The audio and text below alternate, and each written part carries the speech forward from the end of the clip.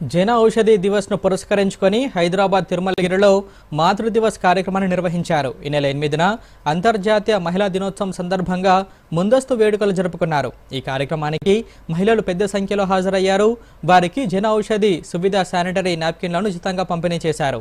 జన ఔషధి కేంద్రాల ప్రాధాన్యతను వివరించారు.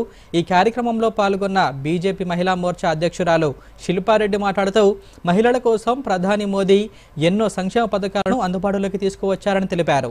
జన ఔషధి కేంద్రం నిర్వాహకులు గోపు రమణారెడ్డి మాట్లాడుతూ తక్కువ ధరలకే మందులను అందిస్తున్నామని తెలిపారు.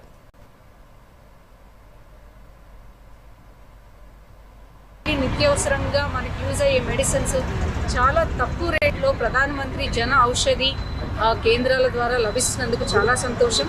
ఎందుకంటే ఇది 14,000 స్టోర్స్ ఆల్రెడీ ఓపెన్ చేయడం జరిగింది. ఎంతోమంది మహిళలు ఎస్పెషల్గా పేద మహిళలు ఉన్నారో వాళ్ళు నిత్యావసరాల మెడిసిన్స్ కొనుక్కునే విధంగా ఇక్కడ అందుబాటులో మెడిసిన్స్ ఉన్నాయి. మాతృశక్తి అనే నినాదంతో ఇంతమంది మహిళలతోటి ఈరోజు ఈ కార్యక్రమం చెప్పడము, వాళ్ళు రావటము, వాళ్లకు దీని విశిష్టత, దీని ఇంపార్టెంట్, ఈ జన ఔషధిలో దొరికే మందులు ఇవన్నీ కూడా చెప్పడం జరిగింది.